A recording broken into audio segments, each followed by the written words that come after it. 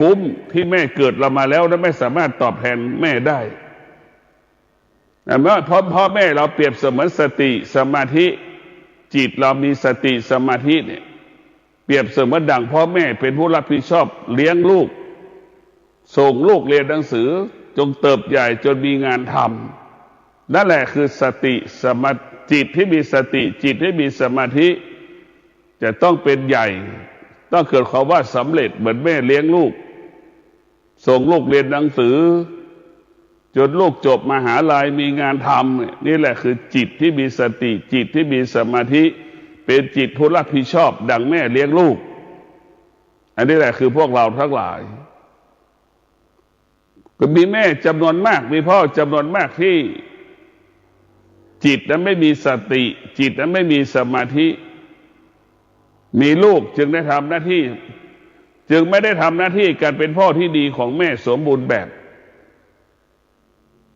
มีลูกไม่สามารถเลี้ยงลูกได้เอาไปให้คนอื่นเลี้ยง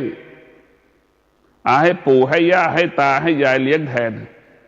หรือฝากให้บุคคลอื่นไปเลี้ยงแทนเนี่ยฮะผู้ที่มีจิตที่มันไม่มีสติจิตมันไม่มีสมาธิจิตมันก็จะอ่อนแอไม่สามารถทำหน้าที่การเป็นพ่อของลูกได้การเป็นแม่ของลูกได้นี่แหละเราจะเห็นได้ว่าจิตที่มันไม่มีสมาธิจิตไม่มีสติแล้วมันจะไม่มีที่พึ่งมันก็ทำให้เราหลงทางหลงผิดเหมือนพ่อแม่บางคนไม่ยอมเลี้ยงลูกเห็นไหมเอาลูกไปไว้ที่วัดดอนจันทร์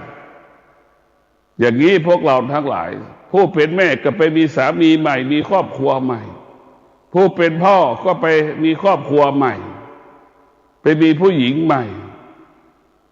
แล้วก็ไม่มีใครเลี้ยงลูกครับนี่แหละคือปัญหาที่ขาดสติจิตมันขาดสติจิตมันขาดสมาธิจิตนั้นจึงไม่มั่นคงจิตนั้นจึงอ่อนแอหวั่นไหวพวกเราทั้งหลายไม่สามารถรับผิดชอบหน้าที่ที่ต้องทำและทำหน้าที่ไม่สมบูรณ์แบบแต่พวกเราต้องพิจารณาคือมันมีมากมายมหาศาล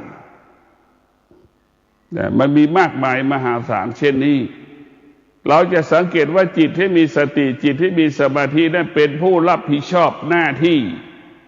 สมบูรณ์แบบทำหน้าที่สมบูรณ์แบบคนส่วนมากมันไม่มีตนนี้มันไม่มีให้กับเราคนส่วนมากมันไม่มีจิตมันไม่มีสติมันไม่มีสมาธิเมื่อไม่มีสติไม่มีสมาธิคนเราก็ขาดความอดทนขาดวิริยะภาคเพียรมันไม่มีพลังในการต่อสู้มันจะเกิดคำว่าท้อถอยแต่พวกเราต้องพิจารณาจิตที่มีสติจิตที่มีสมาธิและจะเป็นจิตที่พัฒนาตลอดเวลารู้สึกตัวอยู่ตลอดเวลาทำหน้าที่ตลอดเวลารู้จักว่าในแต่ละเวลาเราจะทำอะไรบ้างและก็ทำได้ดีทุกเวลาทำได้ดีทุกเวลาจิตที่มีสติจิตที่มีสมาธิมันมีพลังและมันมีอานุภาพทำให้เรานั้นอยู่เย็นเป็นสุขทำให้เราเกิดความสุขชีวิตของเรามันจึงทำให้เราเป็นทุกข์เพราะจิตเราขาดสติสมาธิถ้าจิตเรามีสติสมาธิจิตเราจะสงบสุขเราจะเห็นว่าจิตของพ่อแม่ครูบาอาจารย์มีสติมีสมาธิสงบสุขตลอดเวลาสงบสุขไม่แตกต่างจากผลไม้ที่มันสุกเห็นว่าเนื้อมันละเอียดมีความงดงามอยู่ในตัวมันเองยิ่งแก่ยิ่งงามคนแก่ที่มีสติสมาธิจิตของคนแก่ที่มีสติสมาธิยิ่งแก่ยิ่งงดงามเราเห็นพ่อแม่ครูบาอาจารย์ของเราเนี่ยเช่นหลวงปู่ทองวัดพระธาตุศรีจอมทองหลวงตาบัวหลวงปู่เทศรังสีอย่างเนี้ยเราสังเกตได้ว่ายิ่งแก่ยิ่งงดงามยิ่งแก่ยิ่งมีพลังนะพวกเราทั้งหลายคนแก่ที่มีสติมีสมาธิ แก่แล้วเป็นที่พึ่งของคนของลูกของหลานของคนรอบๆตัวเราแต่พวกเราทั้งหลายส่วนมากคนแก่เหมือนมะพร้าวหนุ่มเหมือนผลไม้ที่มันดิบไม่สามารถกินได้ไม่มีใครเป็นที่พึ่งแก่แล้วไม่มีใครเป็นที่พึ่งให้คนอื่นได้คนอื่นก็ไม่สามารถพึ่งได้มาแก่ส่วนมากแก่เหมือนผลไม้ที่มันดิบ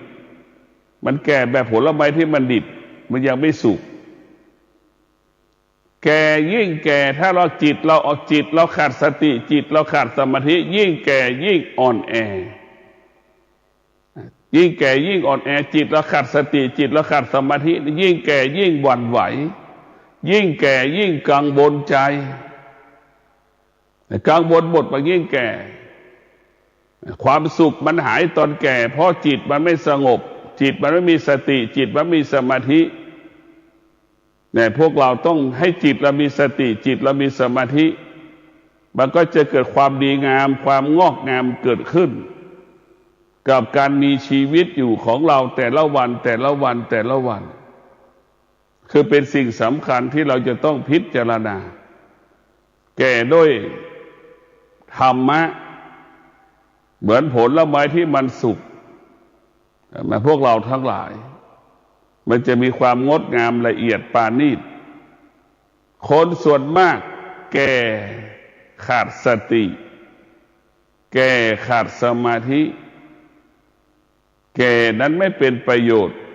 ไม่เกิดประโยชน์ต่อครอบครัวแก่แล้วมีสติมีสมาธิแก่นั้นเกิดประโยชน์ต่อลูกต่อหลานต่อครอบครัวแต่พวกเราต้องพิจารณาสภาพจิตที่ไม่มีสติไม่มีสมาธิแก่แล้วกังวลใจแก่กังวลเขาว่าความเจ็บ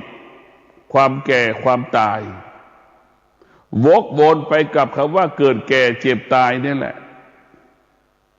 เกิดแก่เจ็บตายทำให้ดวงจิตคนที่ขาดสติขาดปัญญาขาดสติขาดสมาธิหวั่นไหวกลัวความแก่กลัวความเจ็บกลัวความตายกลัวการพัดพลาดนี่จิตของคนที่ขาดสติขาดสมาธิมันก็จะกลัวกังวลใจไปหมดจิตให้มันมีสติสมาธิเป็นจิตที่สมบูรณ์แบบทำหน้าที่สมบูรณ์แบบเป็นพ่อที่ดีเป็นลูกที่ดีเป็นสามีที่ดีเป็นภรรยาที่ดีสมบูรณ์แบบทุกอย่างถ้าเรามีจิตมีสติจิตมีสมาธิจะทำหน้าที่ได้สมบูรณ์แบบเมื่อจิตมีสติจิตมีสมาธิเนี่ยจิตนั้นก็จะเกิดปัญญาเมื่อจิตเกิดปัญญามันจึงเมื่อจิตมันเกิดปัญญาแล้วมันจึงอยู่เหนือสิ่งที่เรารู้อยู่เหนือสิ่งที่เรารู้อยู่เหนือสิ่งที่เรารู้สึกอยู่เหนือสิ่งที่เราสัมผัสปัญญาคือเป็นผู้รู้ความจริงตามความเป็นจริงปัญญานั้นเป็นผู้รู้ความจริงตามความเป็นจริงปัญญามันจะเป็นผู้รู้แล้วก็อยู่เหนือสิ่งที่เรารู้นั่นคือปัญญาสติปัญญาจึงอยู่รู้อยู่เหนือสิ่งที่เรารู้สิ่งที่เรารู้ไม่สามารถทำให้สภาวะจิตเราสะเทือนและหวั่นไหวได้พวกเราต้องพิจารณาดวงจิตของคนแต่ละคนนั้นเมื่อจิตระยะขาดสติปัญญาเมื่อไหร่แล้วมันจะลำบากเราดูคนที่ขาดปัญญาคนที่ขาดสติและขาดปัญญาเนี่ยเหมือนคนทำงานกลางคืนมันช้าไปหมดพวกเราทั้งหลายต้องใช้พลังงานมากใช่ไหมคนที่ขาดสติปัญญาเหนื่อยในการทำหน้าที่ลำบากกายลำบากใจเหมือนคนทำงานกลางคืนนั่นแหละมันอึดอัดมากคนที่มีสติคนที่มีปัญญาเหมือนคนที่มีทำงานกลางวันจะพัฒนาก็ง่ายแก้ปัญหาก็สะดวก มันแตกต่างกันพวกเราคนที่มีสติคนที่มีปัญญาเปิดคนทำงานกลางวันคนที่มีสติคนที่มีปัญญามันง่ายมันสะดวกต่อการพัฒนาพวกเราต้องพิจารณาแบบนี้เมื่อเรามีสติสัมปชัญญะแล้วเราจะเป็นผู้ที่รู้สึกตัวอยู่ตลอดเวลาเมื่อเราเป็นผู้รู้สึกตัวแล้วพวกเรามันจะทำให้กายวาจาใจของเรานี่ทำหน้าที่หมดจดบริสุทธิ์ผ่องใสพวกเราต้องพิจารณาดูเมื่อกายของเราประกอบไปด้วยสติสัมปชัญญะรู้สึกตัวเนี่ยทั่วถึงพร้อมผมดำก็รู้ผมขาวก็รู้การเปลี่ยนแปลงของผมที่มันเกิดสีขาวสีดำก็รู้สีขาวเพิ่มก็รู้สีดำลดก็รู้ผมร่วงก็รู้ผมห่างก็รู้ผมเน่นก็รู้อย่างทั่วถึงพร้อมหนังศีรษะมันคันมีเชื้อโรคเราก็รู้อย่างนี้เราต้องรู้หมดพวกเราทั้งหลายเมื่อเรามีสติสัมปชัญญะเราจะรู้ทั่วถึงพร้อมรู้สึกตัวตลอดเวลาเมื่อคนทุกคนรู้สึกตัวเนี่ยจิตมันก็เบิกบานผ่องใสตลอดกาลเวลาจิตใจจะไม่เศร้าหมองเมื่อเรารู้สึกตัวสิ่งเขาว่าไม่ดีไม่เกิดจะเกิดแต่สิ่งที่ดีๆเท่านั้นเมื่อเรามีสติปัญญาพวกเราทั้งหลายเมื่อเรามีสติปัญญาแล้วทำการใดๆก็ง่ายเห็นใดๆก็สะดวกในการรับรู้แล้วก็ไม่ติดในสิ่งที่เรารับรู้ผู้ที่มีสติสัมปชัญญะในพวกเราทั้งหลายเป็นผู้ที่รู้สึกตัวจะละสิ่งที่รู้อยู่เหนือสิ่งที่รู้แล้วก็ไม่ตามรู้สิ่งที่เรารู้นี่แหละผู้ที่มีสติผู้ที่มีปัญญาพวกเราต้องพิจารณาจิตของเรานั้นมันมีพลังและมันมีอานุภาพเมื่อมันมีพลังมันมีอานุภาพแล้วนี่มันจะทำอะไรก็ง่ายทำอะไรก็สะดวกฝากให้พวกเราได้พิจารณาว่าการมีสติสัมปชัญญะกับการไม่มีสติสัมปชัญญะรู้สึกตัวกับไม่รู้สึกตัวมันแตกต่างกันอย่างไรพวกเราคนที่รู้สึกตัวก็เหมือนคนรู้จักหน้าที่ตนเองและก็ทำหน้าที่ตัวเองสมบูรณ์แบบเป็นพระสงฆ์ก็ทำหน้าที่การเป็นพระภิกษุสงฆ์เป็นพ่อเป็นแม่ก็ทำหน้าที่การเป็นพ่อพี่แม่สมบูรณ์แบบเป็นลูกก็มีลูกที่สมบูรณ์แบบเป็นลูกจ้างก็ทำหน้าที่การเป็นลูกจ้างสมบูรณ์แบบเป็นนายจ้างก็ทำหน้าที่นายจ้างสมบูรณ์แบบจะไม่เอาเปรียบซึ่งกันและกันอยู่กับความเป็นจริงอยู่ตามความเป็นจริงพวกเราทั้งหลายเขาว่าเสียหายจะไม่เกิดเขาว่ารู้สึกตัวแล้วนี่เราจะมันเกิดเขาว่าสมดุลสมบูรณ์ลูกจ้างจะไม่เอาเปรียบนายจ้างนายจ้างจะไม่เอาเปรียบลูกจ้างเนี่ยเมื่อเรามีสติสัมปชัญญะรู้สึกตัวจะไม่เอาเปรียบซึ่งกันและกันพ่อแม่มีสติสัมปชัญญะลูกมีสติสัมปชัญญะเนี่ยครอบครัวนั้นจะอบอุ่นและมีความสุขพ่อแม่ไม่ต้องบอกให้ลูกตื่นลูกจะตื่นด้วยตัวของลูกเองรู้จักเวลาที่จะตื่นรู้จักเวลาที่จะตื่นรู้จักเวลาที่ตื่นแล้วจะไปทำอะไรบ้างนะลูกที่มีสติสัมปชัญญะรู้จักหน้าที่ก่อนจะออกไปทำงานก็ทำหน้าที่ในบ้านสมบูรณ์แบบเมื่อออกไปทำงานก็ทำหน้าที่ที่รับผิดชอบจากบริษัทโรงงานที่เราอยู่ทำหน้าที่สมบูรณ์แบบอันนี้แหละคือเป็นสิ่งที่มีค่าที่สุดพวกเรา นี่สติสัมปชัญญะเนี่ยมันเป็นประโยชน์เราจะไปอยู่ในโลกุตตรธรรมก็แล้วแต่เราก็แล้วเมื่อเร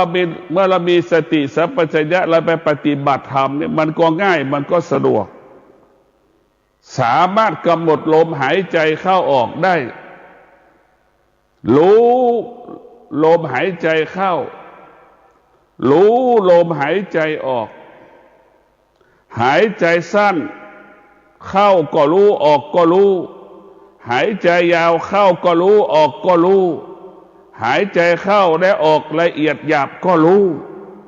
มันจะรู้หมดแต่พวกเราทั้งหลายสติสัมปชัญญะมันเป็นผู้รู้จริงๆยิ่งจิตเรามีสติสัมปชัญญะแล้วมันจะรู้สึกตัวเนี่ยรู้สึกตัวมากเท่าไหร่กายวาจาใจแล้วก็บริสุทธิ์มากเท่านั้นคำว่ารู้สึกตัวมันก็คงไม่แตกต่างจากทอง100%นั่นแหละพวกเราทั้งหลายทองมันเหลืองอาราม100%นั่นแหละจะรู้สึกตัวคนที่ขาดสติสัมปชัญญะไม่รู้สึกตัวก็เหมือนทองเคนะมันต่างกันอย่างไรทองเคเป็นสิ่งที่ไม่มีค่าคนที่มีสติสัมปชัญญะจะเป็นทอง100มีค่าคนที่ขาดสติสัมปชัญญะไม่มีสติสัมปชัญญะก็คงไม่แตกต่างจากทองเคหรอกพวกเราทั้งหลายมันไม่มีค่าระหว่างทองเคกับทอง100เนี่ยทอง100ย่อมมีค่าฉันใดคนที่มีสติคนที่มีสติสัมปชัญญะกับคนที่ไม่มีสติสัมปชัญญะย่อมแตกต่างกันเนี่ยเราก็รู้ว่าทองเคกับทอง100อันไหนมีค่าเช่นเดียวกับคนที่มีสติคนที่มีสมาธิก็เป็นคนที่มีค่าคนที่ไม่มีสติไม่มีสมาธิเป็นคนที่ไม่มีค่าแต่เราต้องพิจารณาว่าการรู้สึกตัวนั้นเป็นสิ่งสำคัญเมื่อรู้สึกตัวมากทุกวันใจมันก็เอาธรรมมาไว้ในเอาธรรมมาควบคุมจิตทุกวันเอาธรรมเอาสติมาควบคุมกายของเราตลอดการเวลานะพวกเราจะต้องมีสติในการดำเนินชีวิตมีสติในการประกอบอาชีพมีสติในการปฏิบัติธรรมมีสติในการเป็นลูกจ้างมีเป็นนายจ้างในชีวิตเราจะอยู่กันเรื่องธรรมะเป็นเรื่องของประจำวันธรรมะเป็นเรื่องชีวิตประจำวันให้เรามีชีวิตประจำวันด้วยสะอาดและบริสุทธิ์ไม่ให้เราทำผิดแค่นี้แหละไม่ให้เราคิดผิดทำผิดพูดผิดธรรมะให้เราคิดดีพูดดีทำดีนั่นแหละให้เราบริสุทธิ์หมดจุดผ่องใสจิตนี่ก็สำคัญถ้าจิตมันไม่อาศัยธรรมนี่ก็จบจิตคนส่วนมากอาศัยความคิดจิตไปอาศัยความคิดจิตไปอาศัยสิ่งนอกกายเห็นคนอื่นสำคัญกว่าจิตที่ไม่มีสติจิตไม่มีสมาธิจิตนั้นไม่มีสติสัมปชัญญะจิตนั้นจึงไปอาศัยสิ่งอื่นๆอาศัยความคิดอาศัยความรู้สึกอาศัยเหตุการณ์ต่างๆนั้นๆแต่พวกเราทั้งหลายอาศัยเหตุการณ์ต่างๆนั้นๆจึงฝากให้เราได้พิจารณาชีวิตของเรามันมีสติมันมีสมาธิแล้วมันก็บรรลุเป้าหมายเราเดินทางกี่ครั้งก็ไม่หลงทางเพราะเรามีสติเรามีสมาธิคนที่ขาดสติขาดสมาธิจะหลงทางตลอดจะทำให้เราเป็นผู้หลงลืมนั่นแหละคนที่มีสติสมาธิไม่หลงเป็นผู้ไม่หลงไม่ลืมจดจำแม่นยำจะเข้าซอยไหนกำหนดได้หมดแล้วก็รู้ด้วยถึงเป้าหมายด้วยคนที่ขาดสติสมาธิเข้าซอยผิดหลงซอยใช่ไหมไปไม่ถึงจุดหมายเราก็ต้องพิจารณาการมีชีวิตอยู่ของคนแต่ละคนต้องมีสติสัมปชัญญะโลกใบนี้จะงดงามได้เมื่อคนทุกคนมีสติสัมปชัญญะจิตเราจะงดงามเบิกบานได้เมื่อจิตเรานั้นมีสติสัมปชัญญะ เนี่ยพวกเราต้องมีสติสัมปชัญญะนี่สำคัญตัวสติตัวสัมปชัญญะจึงทำให้เรานั้นมีกินมีใช้เหลือกินเหลือใช้ทำให้เราอยู่เหนือสิ่งที่เรารู้ในสติสัมปชัญญะอยากเห็นสติสัมปชัญญะก็เหมือนจ็อกกี้ขี่หลังม้าเหมือนควานช้างนั่งคอช้างนะควบคุมช้างได้หมดอะไรที่เรารับรู้เห็นไหมจิตมันรับรู้แล้วก็ควบคุมสิ่งที่รับรู้ได้เหมือนควานช้าง